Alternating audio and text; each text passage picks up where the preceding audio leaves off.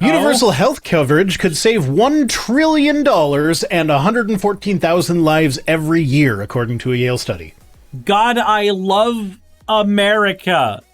Freedom and hot dogs. America. God, freedom and hot dogs and French fries. Freedom fries. I don't actually know.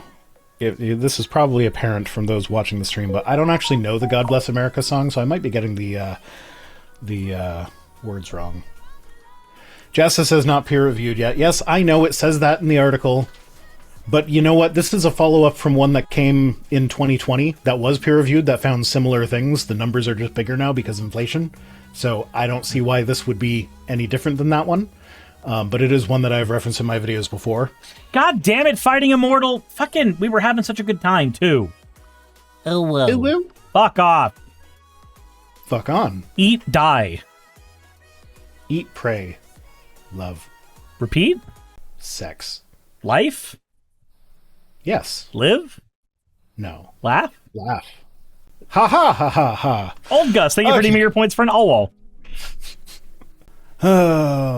So Yale, which is my alma mater, by the way, I have a certificate for sitting through one of Joel Baden's courses on Exodus.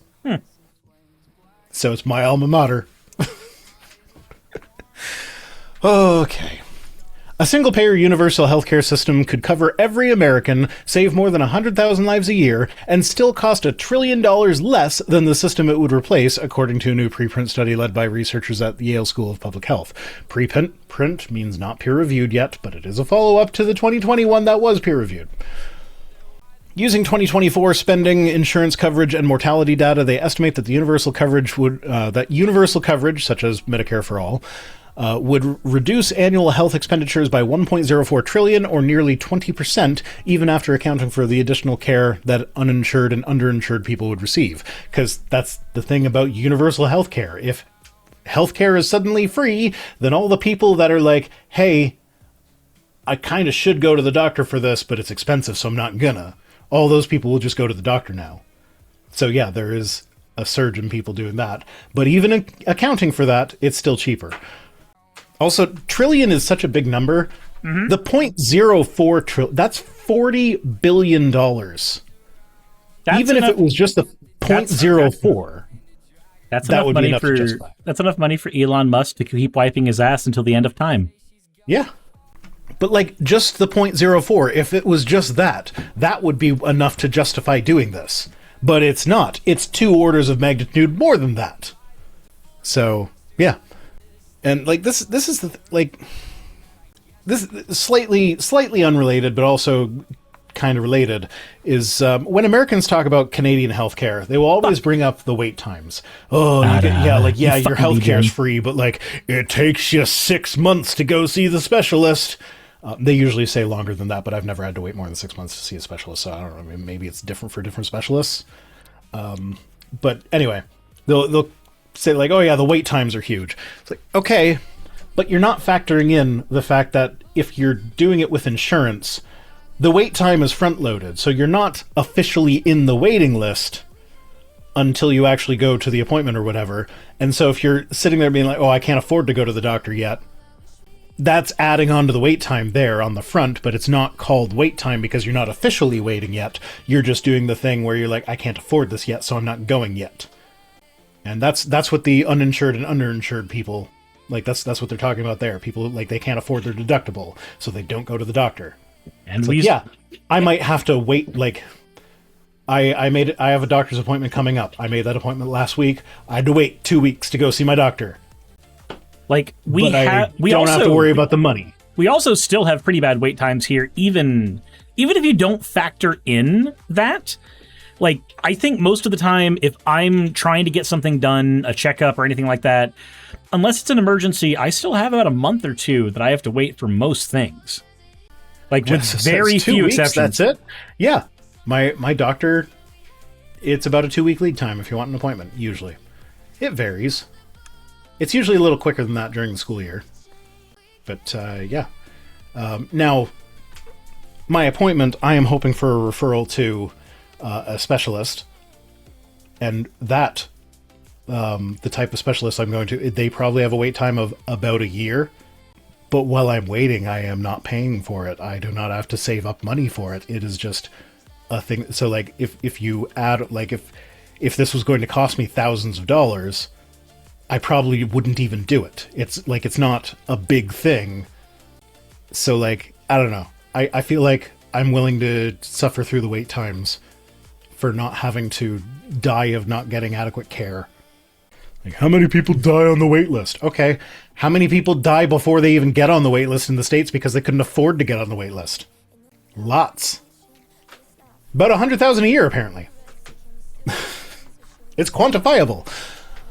Bonbon says, if I want to visit my GP, it's usually 3 to 7 business days, but if I want a specialist, it's easily up to 2 years. Yep, and realistically, it's the same here when you count front-loading. So, like, for Saki's bottom surgery, technically, it's going to be 6 months for us to see the specialist, which is finally happening next month.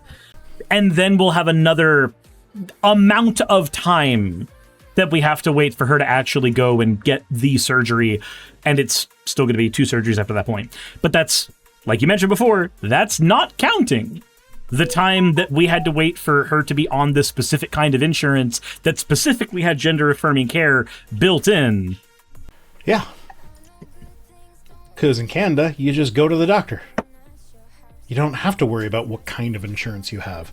Now, it's not perfect. Like, if I get prescribed something, there is a good chance that I will not take that thing because it will cost me money. Mm-hmm. And we don't have a lot of that right now. But, I mean, at least I will have the prescription so that should I have money later, I can take it. Because, again, like I said, this is not... It's not like life-threatening. It's mental health stuff. Mm-hmm. Which, I mean... that could be life-threatening. It is not in my case. It's not life-threatening, Kerpow! Okay. Have you heard of Bud Dwyer? Oh, God. Although I guess the reference that the kids will get nowadays is Perez Hilton. Now that I've brought the stream down, let's continue reading the article. Healthcare costs have been rising faster than inflation, and a staggering share of that spending is consumed by administrative middlemen, soaring drug prices, and emergency care for conditions that should have been treated earlier for less. So yeah, that's the pre-waiting. I didn't go to the doctor because I can't afford to go to the doctor. Oh shit, now I need to go to the doctor. And it's going to cost more money than it would have to take care of it in advance. Oh, and speaking of administrative middleman, did you hear that Luigi pleaded guilty? I saw that he pleaded guilty, but only after the murder charges got dropped. Yes, death sentence is off the table. But did you see his quote from the little speech he gave while pleading? No, I didn't actually. It's not been in most of the news coverage. So he was like, yeah, I know that what I did was wrong. Like, yes, I planned on doing this. Yes, I knew that it was wrong. But you know what? I did it, and then I got a response within an hour. That's far better than any response I've ever gotten from insurance before. Oh my fucking god. So, like, dude's a legend. Not advocating for what he did, but dude's a legend. Pop off, queen. Oh, good lord. So, Medicare for All strips out all of those sources of waste while providing everyone with health care, saving over $1 trillion and 114,000 lives a year. Wingcaster is saying, so what you're saying is violence is the answer. I will state my stance on political violence once more for the stream. And I will always be comfortable stating it. Everyone on the planet is for political violence. They simply have a different area where they draw the line. Do you like the military? You're for political violence. Do you like the police force? You're for political violence. Mm-hmm. Do you say the words founding fathers with a tone of reverence? You are for political violence. What do you think the American Revolution was? All I'm saying is, as the founding fathers intended, is a great thing to say before shooting your gun or literally any other action. You were here. Oh, now my headcanon is that's what the guy who shot Charlie Kirk said right before he pulled the trigger. As the founding fathers intended, blam. Because that's what Charlie Kirk would have said if it wasn't him dead. Look, all I'm saying is Charlie Kirk wasn't that great of a person. He would never stick his neck out for anybody. Cyrus, I saw an ad for one of those necklaces. It's like a pearl necklace that had like the red beads off the side to make it look like you're bleeding out your neck. And I saw it was being advertised as a Kirkless. It was the best ad I have ever seen. Jassa says, counting or not counting gang violence? I get that reference. So would Charlie, but he's not around to enjoy it. Remember, we're actually Twitch, honoring... we're not advocating anything. We are honoring him, actually, because we're acting the same way that he would act in a similar situation. And has acted in similar situations. And did act. Those are the same thing. We both explicitly said that we don't condone these things. Right, Cyrus? I said that everybody condones political violence, but I did not and then say... you clarified, and it was very obviously not the Charlie Kirk stuff. But I did not Thank say you for the where hydrate my content line is. 83. I didn't say where my line is, and Twitch And we can't will work not off be of a saying guess. where our lines are. Twitch can't work off a guess. Hey, Luigi. Anyway. Fuck this fucking hat. Jas is out of points. I'm taking it off. Oh my? Sorry, it was... Fuck you, Anselin. God damn it. Motherfucker. This is what you get for doing a me. The hats are my uwu.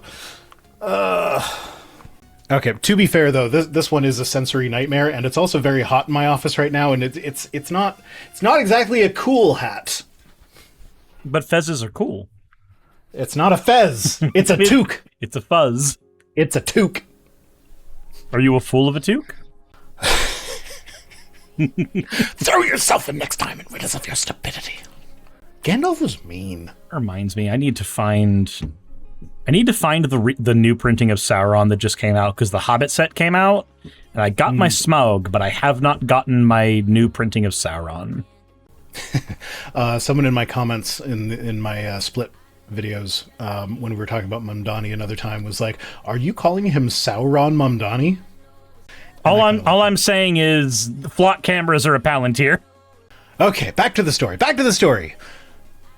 So the model identified 5 major sources of savings: lower pharmaceutical prices, Medicare-level payments to providers, reduced administrative overhead, less fraudulent billing, and fewer avoidable emergency department visits and hospitalizations. Even under conservative estimates, they'd still save $663 billion a year.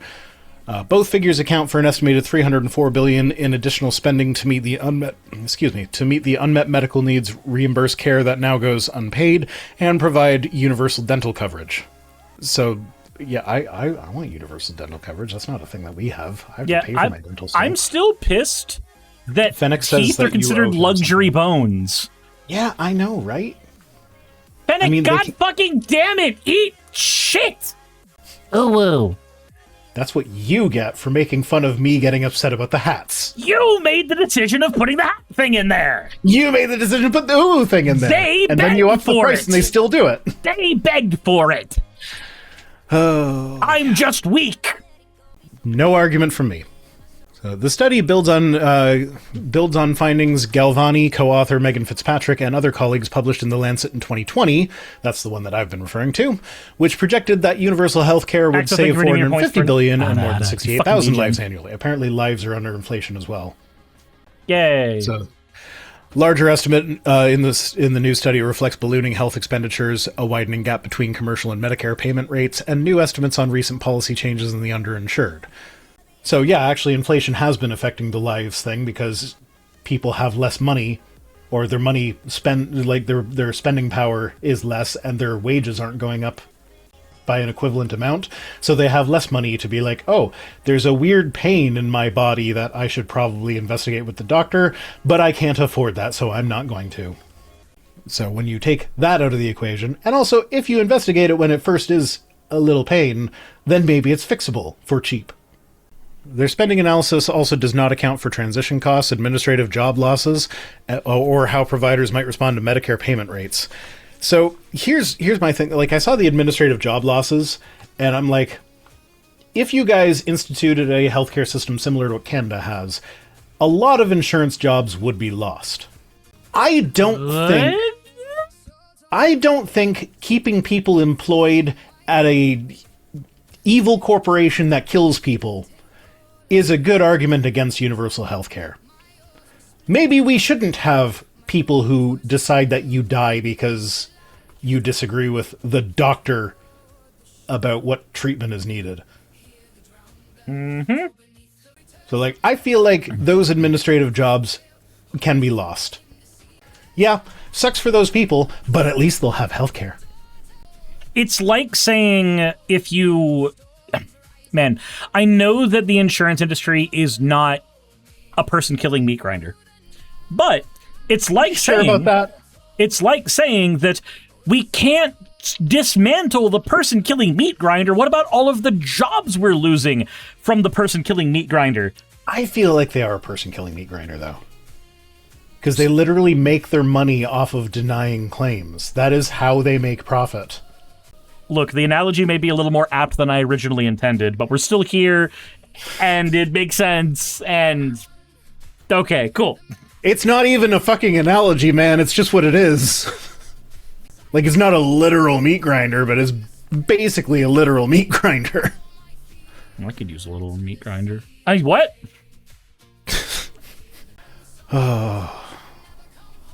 I don't have Grindr on my phone, but it would be really funny if the Grindr sound went off right now. Because my phone is connected to the computer, so you guys have been hearing all my notifications.